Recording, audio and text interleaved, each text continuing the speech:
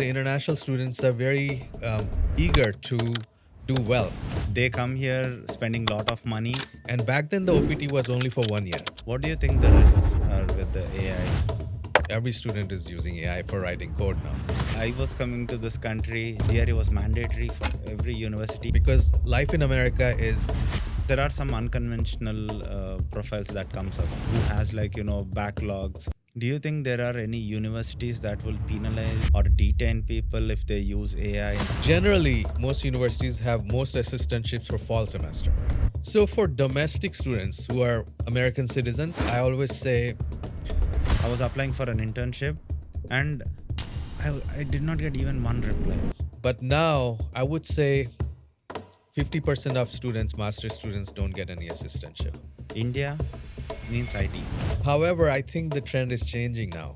So do you think the ranking is so important or how does it work? And they will not be able to concentrate on studies.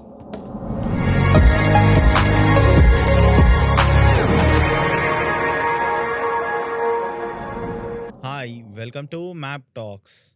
Today we have Professor Navarun Gupta in our studio. He is a chair of electrical engineering at University of Bridgeport. He has been in academia for 25 plus years and he's a member of admissions committee. Let's get some insights on how universities scrutinize applications and what are the common mistakes students do while applying for masters and once they graduate. Let's get to know some real-time stories. Before that, subscribe and let's get into the show. Hi, Professor. Welcome to MAAB Talks. Hello. Yeah. So, first of all, I wanted to ask you about your journey and then how did you choose academia as your career? Yeah. So I came here in 1989. So it shows how old I am. Back. Yeah. I was, I had completed my bachelor's degree in India in electrical. It was called electronics engineering back then. Yeah. And I wanted to do a master's degree. Mm-hmm. However, it's always expensive. And back in those days, there was very little information about scholarships, assistantships, and there was no internet or anything. You had to do your own research. So I applied to 6 different schools. Okay. And I got admission in 2 different universities. One was in California and one was in Georgia. California University did not give me any assistantship. And the Georgia one gave me an assistantship. So I took that opportunity and I moved to Atlanta, Georgia. And it was nice 2 years. I did my master's degree. And then after 2 years, I was looking for jobs. And back then there was a recession going on. Oh, that Just was like the wrong now. time. Yeah. Yeah, wrong time to graduate. Yeah. So it was, I was an OPT. And back then the OPT was only for 1 year. Okay. So I had to find a job in 1 year or leave. Oh. That's That was all. brutal, Yeah. right? Back Yeah, in those days, the OPT was 1 year. So I was doing part-time work here and there, but nobody was willing to sponsor me for H1. Okay. And then finally, on the last month of my OPT, I was ready to leave, and then I got a job offer. Oh. I was offered a position teaching in a community college, Okay. which was in Atlanta. Okay. And it was a nice job. It was very, low key, but it was salary was okay. But I liked it. I liked teaching, so I took that offer and I taught for 6 years. Okay. H1 visa is for 6 years. 6 years. 3 plus 3. And sorry to interrupt, I have a question. So at that point of time, how was the H1B? Like, do they have like a cap like this and you have to go through the lottery system and all that? There was no lottery system, but you had to again prove that you had to show that they advertised the job and nobody applied or you are the best candidate. So they had to make a case. Okay. And the university did not have a lawyer of their own, so I had to hire my own lawyer who did that. So I had to spend money. Yeah. But I got the H1 visa and there was no waiting period, nothing. I got it immediately. However, the college did not want to sponsor a green card. Okay. So, Again, another so yeah, roadblock. 6 years, so another Yeah. roadblock, right? So I was Yeah. looking for jobs here and there. And so I thought, well, I'll keep looking. So 3 years passed, they renewed my H1. So I had 3 more years and I was looking for jobs. I did interview a few places. I came to here in New Jersey, there was a job, but I didn't get it. So then I thought maybe I'll go for PhD. And meanwhile, my dad was not well in India, so I went back to India Okay. after my 6 years. Okay. And I said, we'll see what happens. So I stayed for 1 year with my family. Okay. And then I applied for PhD from there again. Oh, okay. And then I got a PhD offer in Florida International University. That was in Miami. Okay. So I came back again on F1. Okay. So then it was so it was a PhD. So they gave me full scholarship and everything. It was nice, and Miami is a nice city. You Yeah. might have heard about it. I know. It's right next to the beach. Yeah. So I mean, the visa officer said nobody goes to Miami to study. What are you studying? Are you sure you want to study? Yeah, are Yeah. you sure you want to go there to study? He was making joking, of course. Yeah. So anyway, I finished it in about 4 years, 3.5 to 4 years. I think I finished it in 2003. Okay. So after I finished my PhD again, I got 1 year for OPT, right? Back then they gave you only 1 year 1 year. OPT. So fortunately, I applied for because PhDs usually go for academia or research labs. Sure. But research labs, you need security clearance. Yeah. Most of these research labs are government research labs, and you need citizenship and security clearance, which I did not have. So Okay. I applied for academia, and I got 2 or 3 offers. I applied for 50 or 60 places, and I got interviews from 5 or 6 places. And then I got 2 or 3 offers, I think. And the best one I liked was University of Bridgeport. Okay. I mean, the location itself, because it's near New York, it's near Boston. It's a very nice area. Lots of Indian people live here. Lots of cultural activities. It's a safe area. Yeah. It's connected close to everything. to beach too. Yeah, close to beach too. Yeah. Although it's Yeah. not like beach like Miami. Yeah. You cannot. The water is always cold. Yeah. But still, there's sand, and it's a nice, pretty area, and it's you're connected True. to New York City. You can fly anywhere. Direct flights to India. Yeah. So I took that offer, and they sponsored me for green card, of course. That Okay. was the reason I came. Okay. Because they Okay. initially said, we will sponsor you for green card. Okay. I didn't want to spend another 6 years on H1 and not, again, start Yeah. looking.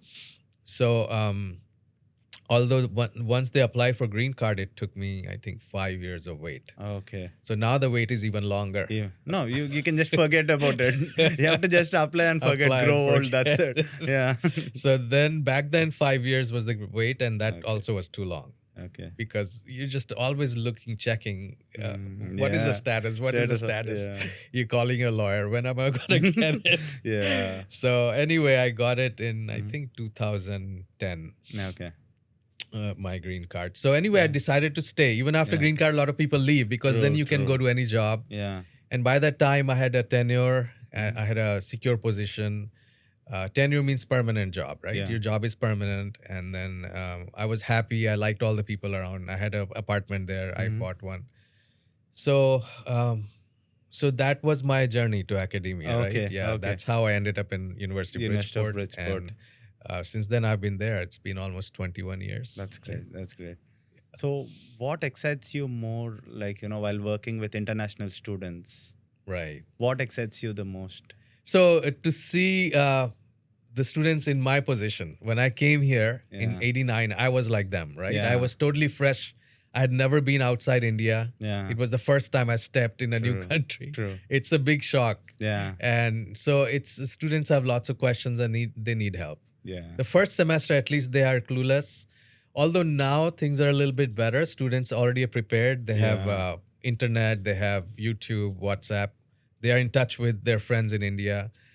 So it's much easier now to transition, but still, first semester studies are different. The way of teaching, way of Yeah. learning is different. So There'll be like culture shock too yeah. coming here initially. Also Yeah. living up away from their families so far away, a lot of students have never lived outside their homes. Yeah. so And so it's difficult for them. So I enjoy helping them. I have my doors are always open. I If they need any advice, I help them. I'm a member of the Indian Student Association and the university.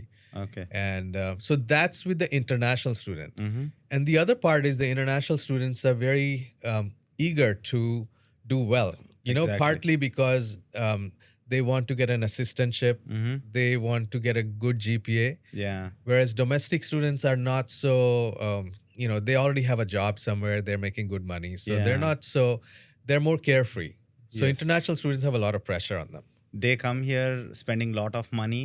They leave their family, come here. They have like Loans also. loans also once they graduate. So it'll be like on neck for them. They'll Yeah. be running for. They're always on their Yeah. toes, always Yeah. looking. So, which is a good thing Yes. because it prepares them for the life in America. Because life in America is, even after you graduate, even after you get a green card, it's always changing. You always have to keep on your toes. You have no time to rest, really. True, true. Even now, I'm always doing something. So it prepares you. If you're Yes. not prepared in America, even after settling down, Mm-hmm. if you just slow down, your career goes into dead end I know, because right? things are changing all the time. You Yeah. have to keep up to date. And And, the I think in competition India also keeps- it's like the same. Competition keeps increasing every year. Yeah. That's also a There's major new thing. technology, Yeah. so like AI, like we True. were just discussing. Yeah. Now everything is changing. You have to keep up to date. with that. Exactly. So that's what I enjoy. Okay. Okay. Yeah. And then I hear a lot from local students that it's very hard to compete with Indian and Chinese students. They keep saying that because of this factor Right. probably. Yeah. So your professional journey, you have started as an assistant, like in the lab Assistant professor. professor, and then right now you're a chair for electrical department at University of Bridgeport. Right. So how could you describe that? Like how was the journey? So the academic journey usually has a straight path. You start as an assistant professor, then you go into associate professor, and then you go into a full professor. And usually, to go from assistant to associate, you have to spend about 5 to 6 years doing research, and you have to publish, and you have to be good in teaching. You have to do some service to the university. So there are these defined steps. Yeah. Many times professors are not able to complete all of them, and then they don't get the promotion. So I got my promotion in 5 years, which is typically what it takes. Okay. And so I became an associate professor in 2010, I think, the same year I got my green card. Okay. And then again, to become from associate to full professor, you have to spend about 6 more years doing publications, starting a research lab, getting funding, grants. So there's a defined path. And if you go through that path and you do well, you can do it. Yeah. So, but even before I became a full professor, my previous chair, I think you know Dr. Mersick, right? Yes. Yes. He was the chair, and he's retired now, by the way. Okay. So he asked me, "Do you want to become a chair?" He said, Okay. "I'm getting too old, and you are Yeah. probably the best person." So I think I became a department chair even before I became. No, I became an associate professor in 2010, and I became a department chair in 2015. So before I became a full professor, I became a department chair, and then I applied for full professorship, and I think I got it in 2018. Okay. So I became a chair and a full professor in 2018. Okay. And then, there's university goes through a lot of changes, and it's very, it's not unusual to circulate the chairs. So sometimes a new professor comes and becomes chair, and then your turn may come back again. So Okay. Professor Bajwa became a chair for 2018 through 2020, I think. Okay. And then I became a chair again after Okay. 2020. Okay. So right now, that's where I am. That's Department nice. chair and a full professor. That's nice. That's nice. So the stats say that 68% of US universities use AI tools. Right. Okay. So how do you think this is changing the classroom these days? I think The it's more AI. than 60%. More than 60, you say? Yeah. I can tell from my classes. I think Okay. every student is using it. Yeah. Initially, when we first heard about AI, we were a little scared. Like, students will not do their homework. They'll just go to AI and ask the question, and they'll write the question, Yes. and many students did it. Okay. Right. So a lot of professors had policy in their syllabus, no AI at all. Okay. You cannot use AI. Okay. But you cannot stop. Exactly. Students were still doing it. Yeah. And there's some tools like there's a Grammarly, there's Turnitin. These True. tools are there, and we have that. Okay. So we can catch if Okay. somebody's using AI. Okay. So they used to have policies that you'll get a 0 in the class or something. Yeah. But we realized over time that we cannot punish students for using AI because they'll be using it in their life later on. True. They need to learn how to use AI. Yeah. We cannot stop it. Yeah. So the university developed a policy. Okay. And now the policy is that you can use AI as a tool, Okay. but you have to, if you use AI, you have to mention that in your assignment or in your exam. In the references. In the references, Okay. what tool did you use? Did you use ChatGPT? Did you use Perplexity? Okay. And what kind of commands did you use? Okay. And all the material that you got from AI should be referenced. Okay.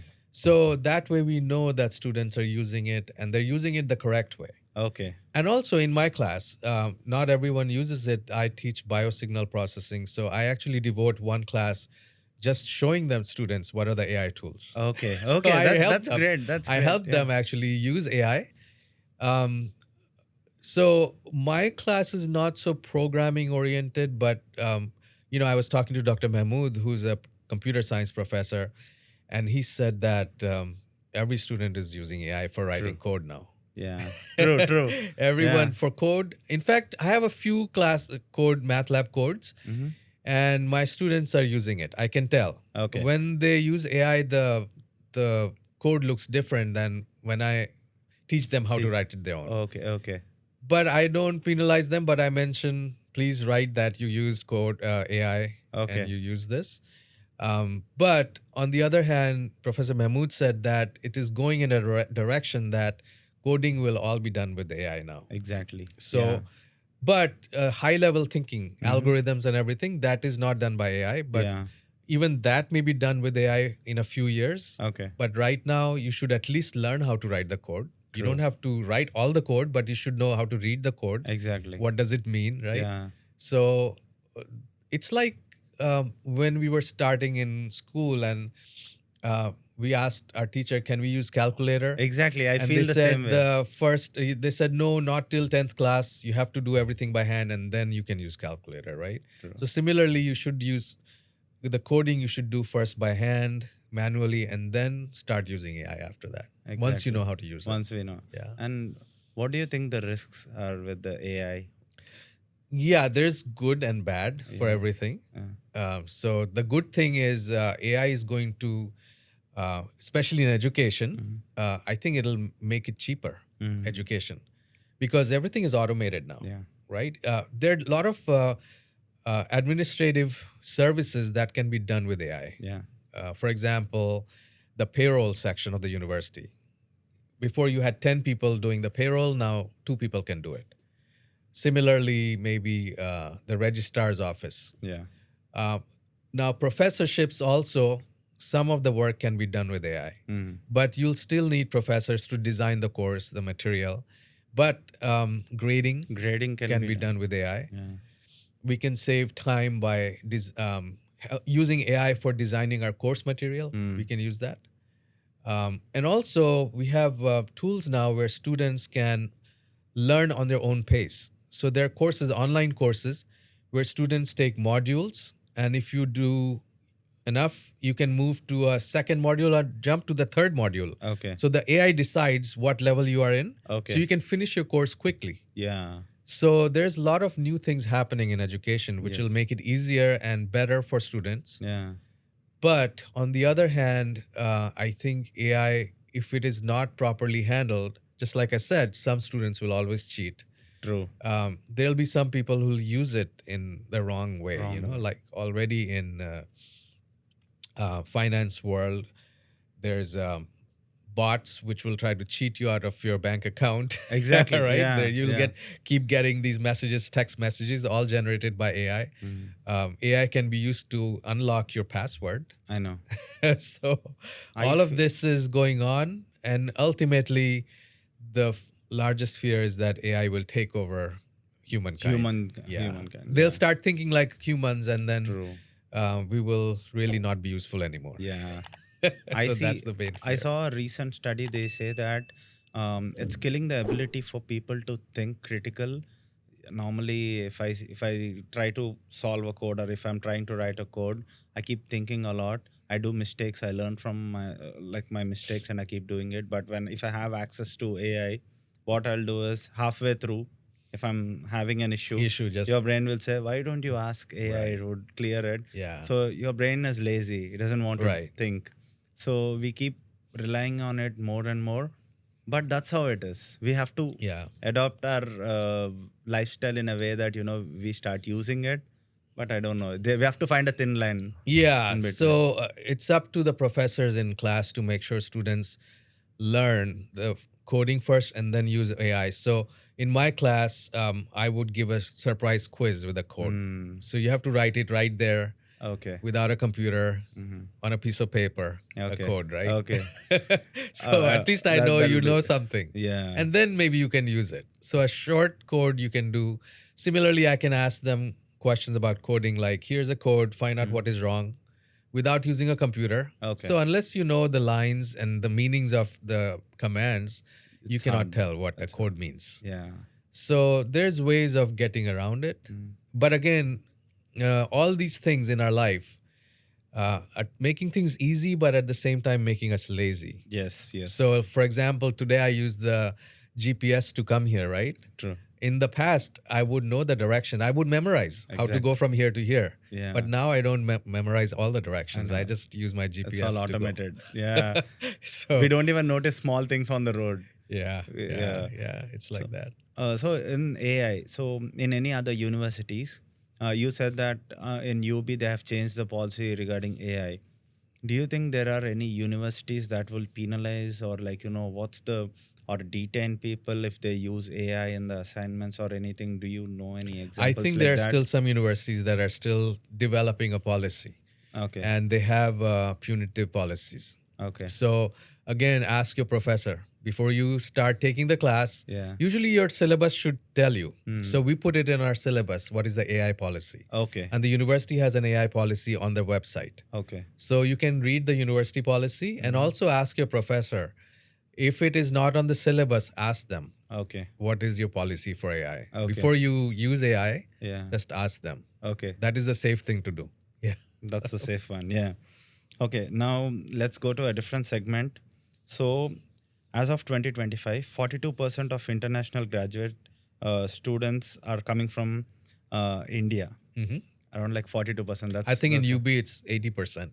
80%. That's great.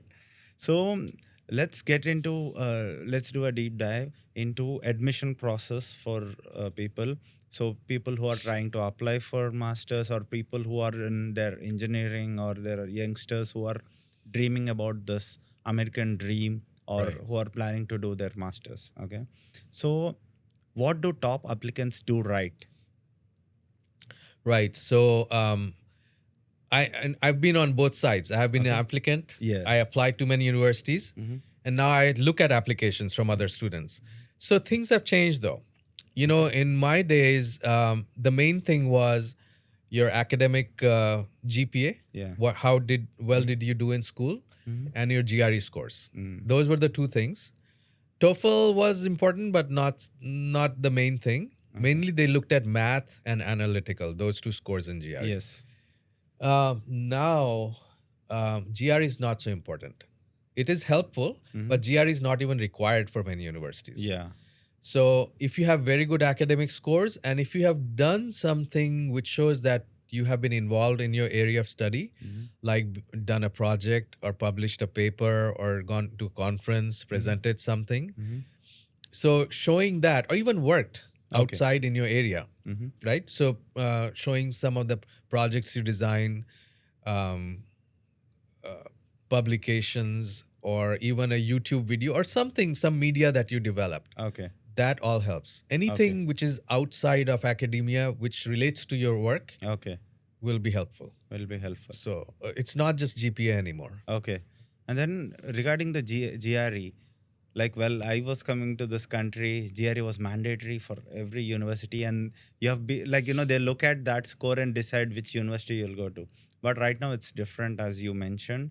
Will that impact the visa process? Like, did you see people who don't take GRE? Sometimes I hear this. Even though your university does not require GRE, write it to show that to the visa officer that your profile is strong. What is your I take agree on that? with that. No, Yeah. it's true that you may get an admission to the university, but your visa may be affected. So GRE is always good to take. It'll only help in your admission. Even if you don't have very good score, it'll be a plus. Okay. I mean, unless you have a very bad score, then it'll be a negative True. on GRE, right? Then you don't even show your Show it GRE. yeah. But writing GRE will help with your visa. Okay. That shows that you're really motivated to go to US. Mm. And I think especially in country like India, because there's so many applicants and rejection rate is high, Yeah. anything to show that you are really devoted, you prepared yourself, reference letters, GRE, reference not only from academic but from maybe your work colleagues or any other project you did, showing that you did something interesting in your area. Mm-hmm. Or even if you have a correspondence with the professor in the university. Yeah. A lot of students ask me, Okay. they have an admission from UB, and they ask me, Professor, I have an admission, I'm coming in fall, but how can I prepare for a visa interview? Okay. So I tell them, go to this website, look at all our labs. We have research labs in signal processing, in controls, in VLSI.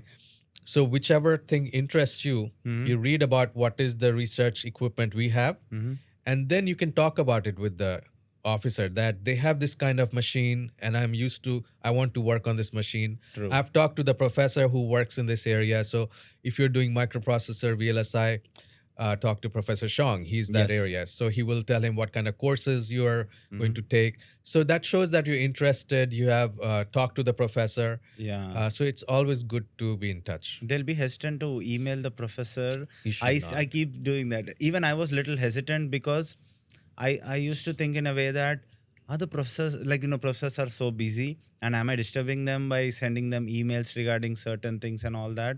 But after coming here, I feel like it's completely different.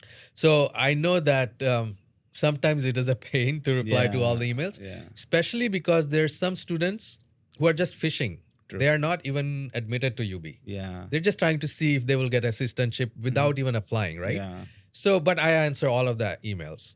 So if they have not gotten an admission, I tell them, this is the policy for our admission. You should take this. Your GPA should be this much. And for assistantship, this is our policy.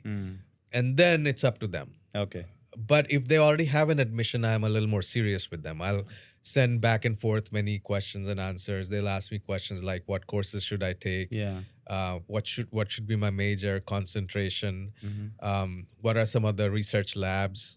Can I be a research assistant? So I'll answer all these questions Okay. as long as they have an admission. Admission. Yeah. If they don't have an admission, I'll say first go apply, get Okay. an admission, and then I'll talk to you. Okay.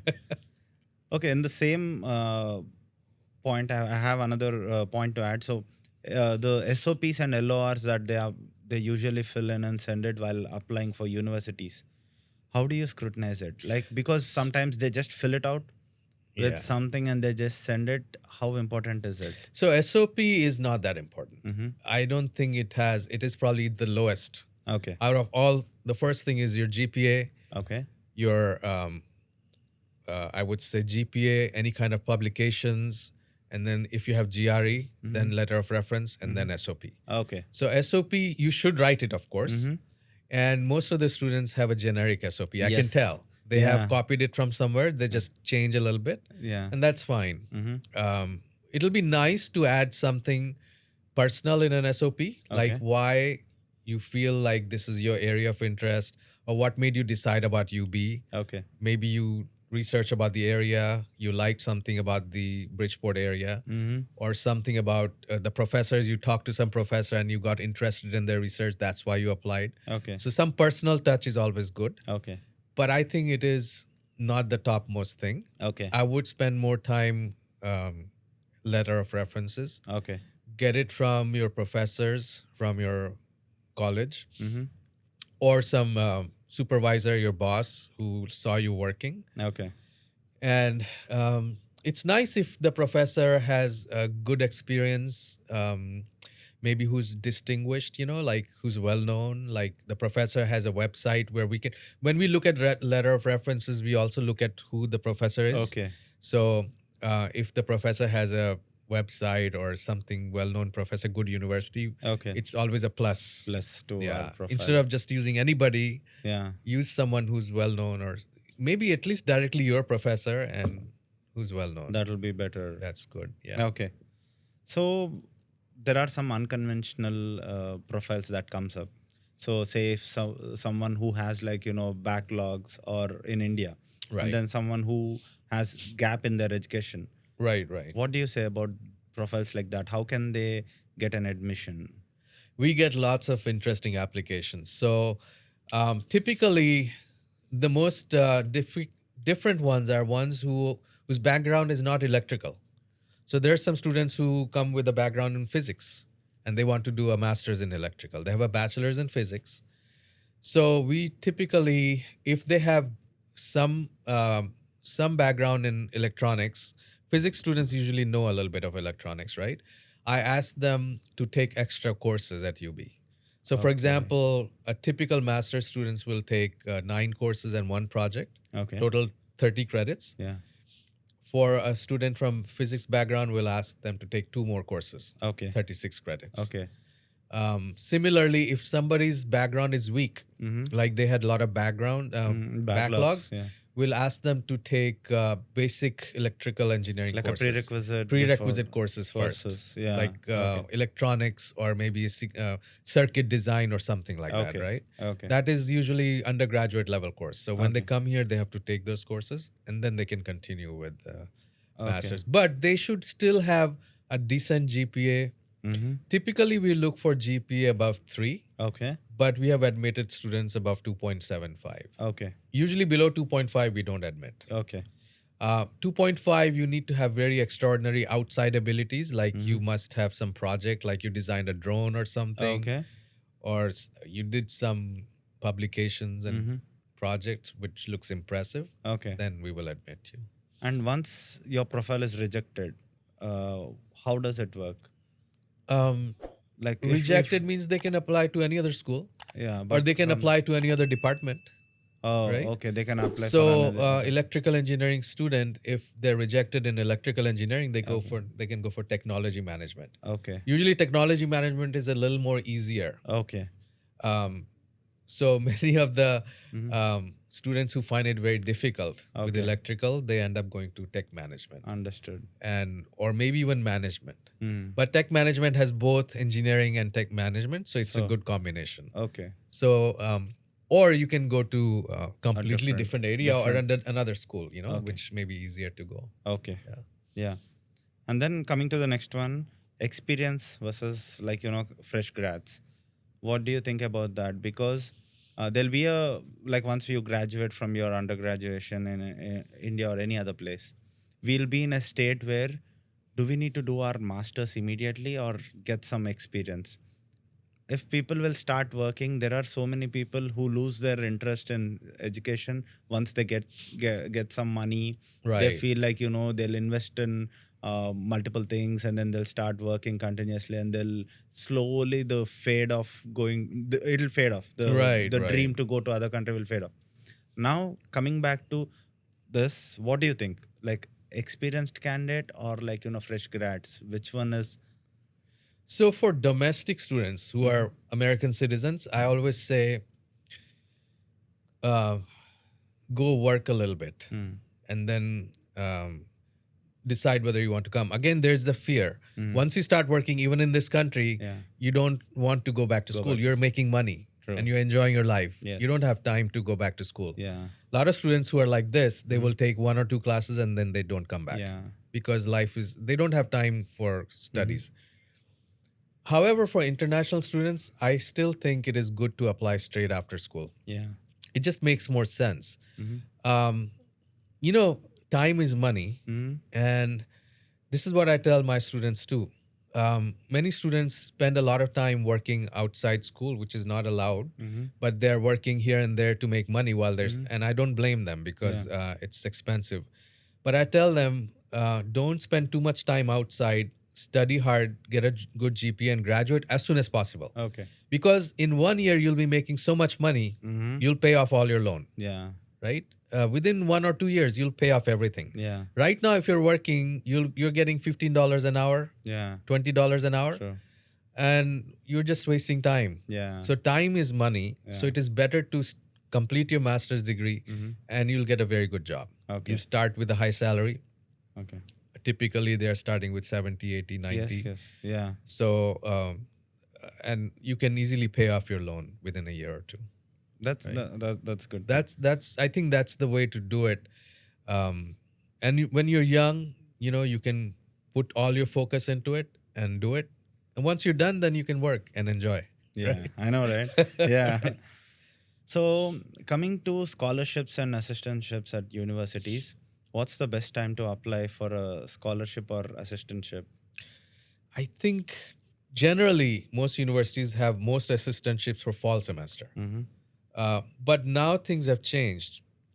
At UB, it's either fall or spring. Both semesters are good to apply. However, you should know that the number of assistantships has declined overall through most universities, especially for master's students. Okay. When I came here, pretty much every student used to get some assistantship, even masters. PhD, everyone gets assistantship. But now, I would say 50% of students, master's students, don't get any assistantship. Okay. And that's not just UB, but throughout the Throughout country. the country. Unless you have a very good GRE and you've been talking to your professor before you came here and they saw your work and your research matches their research, and then they say, as soon as you join, I'll hire you in my lab. Okay. That's rare. It doesn't happen. Okay. So the first semester, the students usually do on-campus jobs, like they work in a cafeteria, library, in the admissions office. There are a lot of these jobs which pay $15, $16 an hour. And then that helps pay off some of their expenses. But after one semester, usually they get an assistantship if their GPA is fairly good and if they're doing good. And that one usually is better than working on campus because not only are you getting money, but you're learning your material. Yeah. Right? You're working with the professor. So you're on the job training. Okay. Whereas if you're working in a cafeteria, that experience is not going to help you in your job. Yeah. So assistantship is always good. Okay. And how do you select a person? So what happens is there'll be a rush of applying. And Right. then from my personal experience, I was a graduate assistant while I was in the university. And then how I applied is initially first 6 months, I worked even after the lab, I used to sit at the lab and I used to in PLC automation lab, I used to just spend more time at the lab.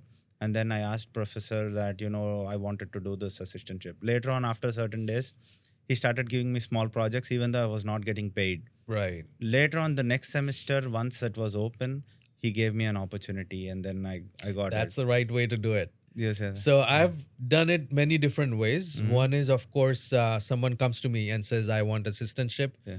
And I will look at their resume. I'll look at their background. Does their research or their background matches mine? So usually I give assistantships, two kinds of assistantships. Students who will help me teach my class, means grading Okay. or tutoring other students. Okay. So that means they should have a background in the same area I'm teaching. Or I'll ask them to do some research in my lab, right? So if a student, typically I'll look at students who took my class. The last semester, some students took my class and I know who are the good students. If they come to me, I'll offer them an assistantship. Now, if somebody from outside the department comes, or who has not taken my class comes, then I will, like I said, I'll ask them, can you work, take this project, do something, and if I like it, then I'll You'll offer them an assistantship. assistant. Yeah, Okay. that's a good way of approaching. Okay. And then what about the internships in between? There is a very big issue that, like, during my time, I was applying for an internship and I did not get even one reply. I kept applying for so many companies and then they say 1 page resume. I kept it as 1 page and that's the Right. standard. I kept applying. I never got anything. But after It's graduating, I made it like, I added my lab experience and all that. And it was like 2 to 3 pages of resume. And I started applying. I got replies and then I got a job. So, what's the best way to get an internship? And the stats say that, like, people who do internships, 96% of the people, they get jobs immediately after graduating. Yeah. So what's the No, best way? internship is a very good way to get your foot in the door. Mhm. Usually, a company where you do internship will hire you full time, Yeah. or even the work experience in a company, an American company, will help you get a job in a different company. So, internship is something you should definitely try. Usually, for international students, you cannot have internship unless you spent 1 year, 1 year. Yeah. 2 semesters, right? So for 2 semesters, you have to take classes. But I would say in your second semester, start looking for internship. So if you join in fall, the best way is to join in fall, and in spring, which starts in January, start looking for internship, and then in summer you got 5 months from May through August. You can do internship, and you can go anywhere in the country. Yeah. So you have the whole country available. But if you start in spring, then you have to complete spring, and then next fall, and then next spring. Right before you graduate, you Yeah, have to. and then spring you're taking classes. So it's hard to do internship and taking classes. Yeah. So best thing is to come in fall Okay. if you want to do internship. Okay. However, I've seen students do internship in spring also. They're taking classes and they're doing internship. Okay.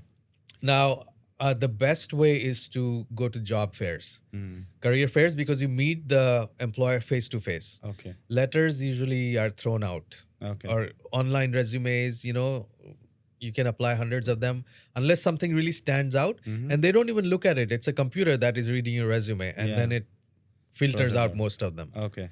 So the best way, UB has a career fair. Okay. We have 2 career fairs, one in fall and one in spring. And we have about 50 companies, but not all of them are in engineering. Maybe 4 or 5 are electrical engineering, 6, 7 for computer science. Okay.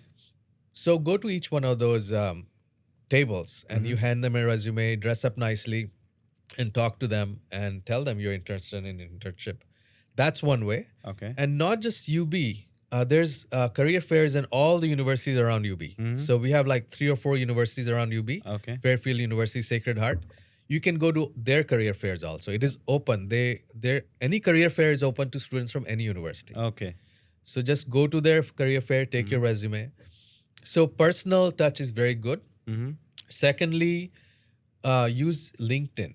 Okay. So develop contacts on LinkedIn. So when you come to UB, find out previous graduates of UB, Okay. right? You can find on LinkedIn who graduated from UB. Yeah. And then make contacts and then ask them, I know you're working here. I'm interested in this kind of work. Can you please take my resume to your boss Okay. and ask me? That Okay. personal touch helps. Okay.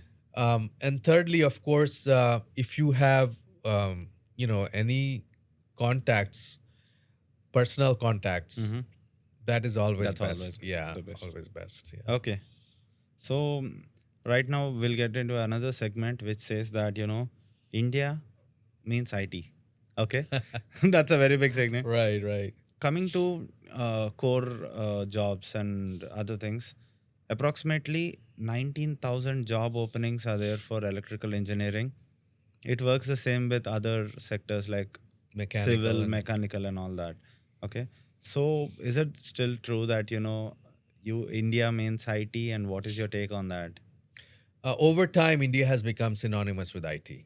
For example, in the last year, after COVID, we had like 600 students from India come in one semester because of there was a backlog. Remember, during COVID, they could not get visas, and out of 600, maybe 50 were from for electrical, and 50 for mechanical, rest for computer science. Oh, okay.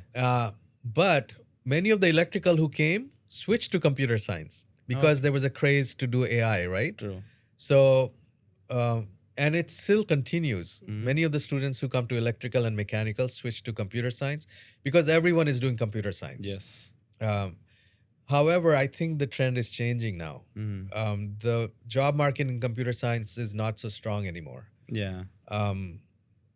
I've heard that many students are still struggling to find jobs in computer science, and partly because of AI. Yeah. So companies are finding out automated ways of doing the job that, like coding, right? Yeah. Coding work is now being done with AI. So I would say look into other areas too. Okay. If you are doing computer science, take some courses in electrical engineering. You are allowed to take courses outside computer science. Yes. So in electrical engineering, for example, jobs in automation, PLC, is heavily in demand. Yeah. And this demand will not go down with AI. We have jobs now with, let's say, self-driving cars, renewable energy. Yeah. You can say solar power, all of this, even pattern recognition, which is kind of machine language, is part Yeah. of electrical engineering. Okay. So with electrical engineering, you have a broader base. As in electrical engineering, you can even go into computer engineering, computer science, biomedical. You can go to power sector, communications, cell phones. So think about other areas too. And Okay. if you were really into IT, I would say take some courses in electrical, mechanical also on the Okay. side. Okay. Yeah. And can you give me some examples of students or people, your students who took this electrical department and they succeeded and then they got jobs? And can you even give me some companies that they can apply to once? Yeah. Right. So such a good, important question. We all want to see that our students succeed. And I'm happy to say about 100% of our students have Okay. jobs. And not only one job, they have several job offers. Okay. You'll find UB graduates, because I'm on touch with them through LinkedIn. Yeah. They're all over America. Okay. I mean, in Arizona, California, Texas, everywhere. Okay. Some students come to my mind. There was one student, she was a master's student in electrical, Madhumita Iyer. Okay. She came in 2010, I think. Okay. And she was very good. Okay. She was my assistant. Okay. And she moved to California. And then lately, she contacted me. She's in a very high position in Amazon. She's doing very well. And she's helped me, anytime students want jobs, I ask her, can you help them find jobs? So I have many contacts like these, students from my classes who went on to become high level. So I have one student from computer science. His name is Ajay Shrestha, Okay. and he came from Nepal. Okay. He came for bachelor's degree. He did a computer science degree. Then he found a job in near UB in a small company. And while he was doing the job, he wanted to do a master's. So he came back to UB to do master's. And after 2 years, he completed master's and got another job in a big company, I think Fisher Scientific or something like that. Okay. And then while he was there, he wanted to do PhD. Okay. So he did PhD at UB too. So Okay. all 3 degrees. But PhD, he did it part-time because his employer helped him pay and he could still work and do PhD. Okay. And I think recently he finished his PhD. That's great. And now he has a startup company. So you see, some students want to come back again and again because they Yes. like it so much, the professors and everything. And they have really done well over time. Okay. And so many nice stories Yeah. of students. Yeah. So we can summarize it in a way that people can dream about core core subjects while applying for universities also. And then in this year, say if it's in 2025, in another 2-3 years it's going to grow even better. And then while I was doing my undergraduation, electrical and electronics was the high demand courses. At that point of time, there were very few people who used to opt for CSE and IT. Right. and then it changed after time. It's like everything is on CSE and IT, CSE. and right now again I think the trend is going back towards electrical and electronics. So I'll ask you another question, like, what mistakes do you think, like, people do while they're applying or doing their masters or once before their graduation? You can, Yeah. I'll again ask you, like, you can start with one and then we Yeah, can go yeah, to the why next not? one. The application part, Mhm. very important to do your research. Don't just apply because your friend applied to this university and they said, okay, you can come here, it's good. You should look at least 5 or 6 universities Okay. very carefully. And there's information all over internet. Yeah. There's websites like petersons.com. You can just put electrical engineering masters and you'll get a list of universities. You can narrow it down to looking in Texas or looking in Arizona or Northeast or Midwest, right? And it'll give you a list, narrow it down. Then you can narrow it down further with your area of interest, signal processing. And then you can narrow it down with the fee, tuition, how many students get a scholarship. It even lists 50% got scholarship, right? So you Yes. can see universities where they get more scholarship. And then once you do it, try to correspond with the professor from the university. Okay. Don't just apply. First, you send them an email saying, this is my resume. I'm interested in your lab. Is it possible that I may get an assistantship? At least try it. If they Okay. don't respond, that means probably they're not interested. Okay. So if they respond, that means the professors at least have the time to write to you, right? Even if they don't say yes, I'll give you assistantship, they at least took the time to write to you. Yes. So narrow it down. Look at the area where you're going. Is it safe? Is it close to big cities, or is it easy to transport from there? If you want to go for a job interview, are there lots of jobs nearby? Look at those. Okay. So that is one way of application. I would say apply, do research. Now, once you are in the master's degree, There, before that, we go to the master's degree. I have another question while application itself. So, in India, like, if you're doing your undergraduation, we'll be in a state where we look at placements. That's our key. Right. We want to get a job once you graduate. And then based on that, they see that, okay, I'm going to go to this university. Coming to masters, people usually look at rankings of the universities. right. And the next thing is, like, what other criteria do you think are important? Because as you mentioned, there are, like, they have to look at the course and everything. So do you think the ranking is so important, or how does it work while I applying? think ranking is about name, right? Sometimes just because you have a Harvard, you'll get a job. Yeah. But getting into those top universities like MIT, Leagues, Harvard, yeah. this is very difficult. If you can get there, that's fine. Yeah. Usually, most students will apply. I would apply to maybe 2 very good universities, 2 middle universities, and 2 not so good universities. So 6 universities. And so ranking is important, but I think more important is how personal the professors are. Do you get personal attention in the university? Some of these big universities will have 100 students in one classroom. You'll never get to meet your professor. It's a teaching assistant you'll be working with. So that is not a good situation. Yeah. Your professor can help you a lot, sometimes even finding a job or giving good references, recommendations, right? Those are important things. So it's not just ranking. I would say look at the student to professor ratio, look at the location of the university, look at the, I would say, research labs. True. Are they interesting? Do they have a good description of the research labs? And I would say, again, look at assistantship, scholarship situation. Okay. So ranking is important, but I think there's so many other things. Other things Like I than said, when I ranking. came here, I got an admission in a California university, which was in top probably 20, but they did not give me assistantship. Okay. So I went to a university in Georgia and I got my master's. Okay. And I don't think it was anything wrong. I mean, you have a master's degree, whether from there to here. Yeah. If you do well, you can go further anywhere. Exactly. Yeah. Even I keep telling, if someone asks me, what do you think about, like, graduating in a, while selecting the university, do you think the ranking is important? If someone asks me like this, I would say, from my experience, I did my graduation in UB. And Right. then if someone has like a better ranking and they're in that university, it doesn't mean that they'll get a job once they graduate. Yeah. The main thing is the lab, the facility, and what you learn at the What you learn. university. Right. At UB, like, the PLC lab, it helped me a lot. There, Right. I could learn so much real time Right. Designing. scenarios, designing, and all that. So that helped me to secure a job.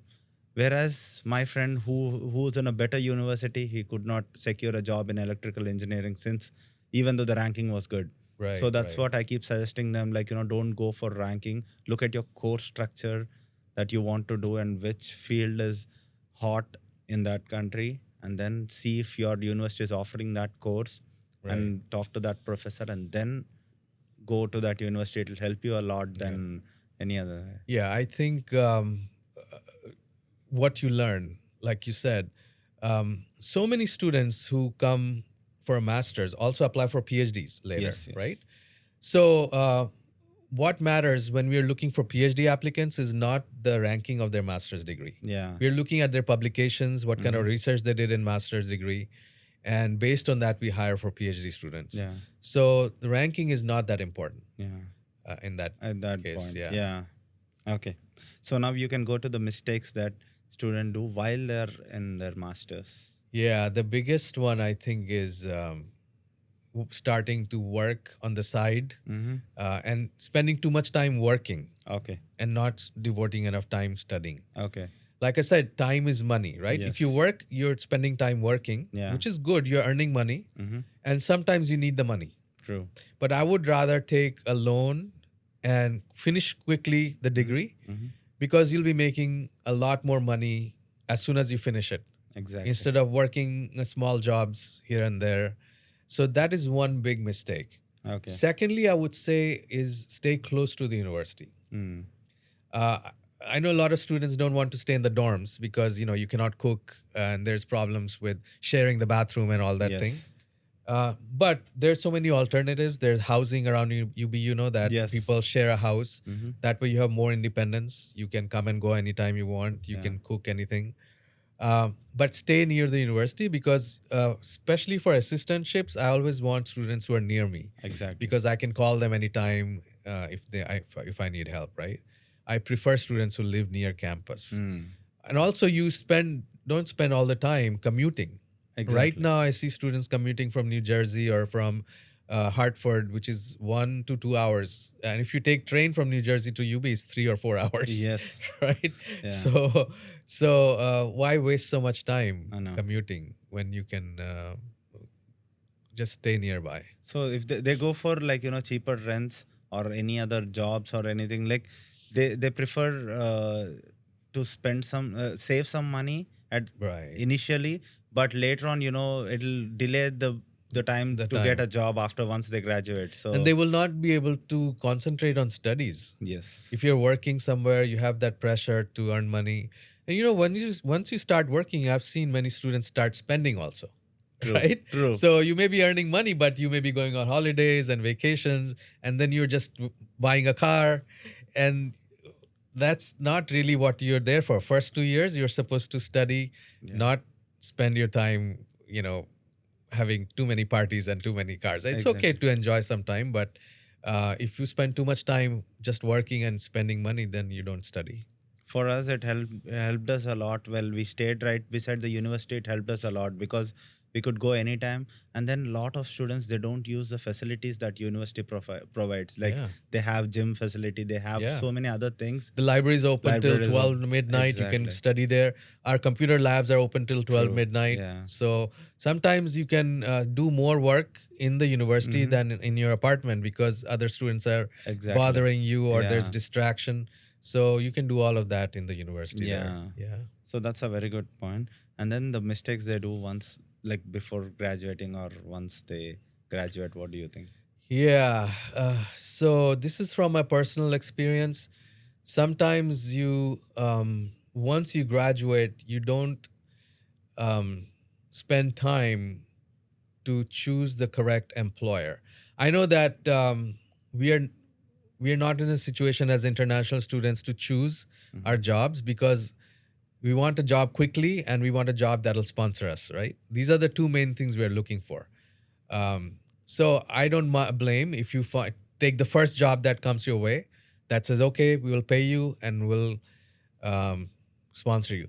But the thing you're learning in the job, is it something of interest to you, or do you think it has a future? Mm. Right? You could be hired as an electrical engineering in a bank, writing a code for program for financial software.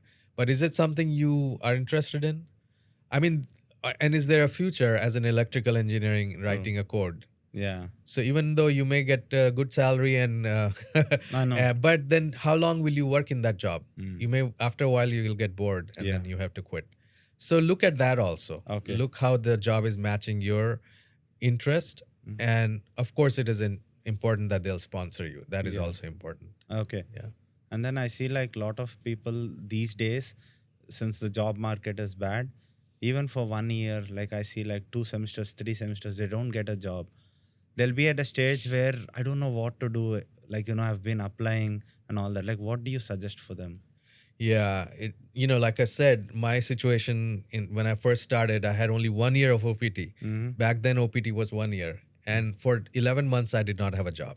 The last month, just before I had to go back to India, Yeah. I got a job. Yeah. So keep persisting. I would start looking for a job even before you finish your degree, at least 5 or 6 months before. Okay. So if you're graduating in May, I would start looking for a job in December. And use many different ways, not just sending by email, but again through LinkedIn, through other friends, contacts, go to job fairs, through your professors, that way.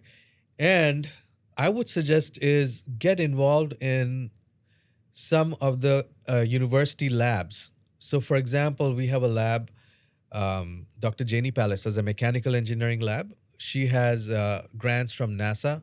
Okay. So we had an electrical engineering student. Okay. I'm forgetting. Sripada, his name was, yeah. Okay. He struggled to find a job, but he worked in that job. She gave him a job university. on OPT. So Okay. he worked there, and he got enough experience to apply for a job, and he got a full-time job after that. So look for part-time job on campus in one of the labs, Yeah. or even outside in the nearby area. Part-time jobs, many companies will hire you for a low salary, Okay. but they will teach you something, right? And when you're doing part-time, if they like you, they will make you full-time. Sure. So get your foot in the door. Okay. Don't worry about initial salary. If it's something you are interested in, go look for part-time work Okay. anywhere, right? Okay. I would do that. Okay. So now let's conclude the entire thing.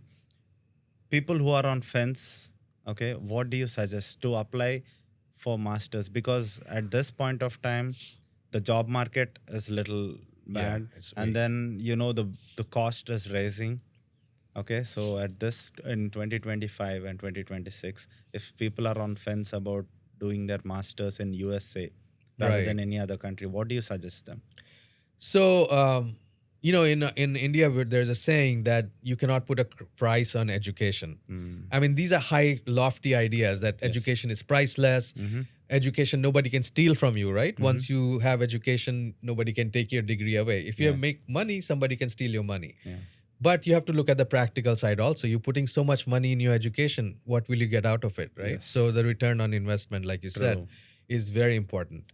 So I would say is right now actually is a good time to apply, Okay. because the job market is weak now, and this comes and goes in cycles. We've had these cycles up and down.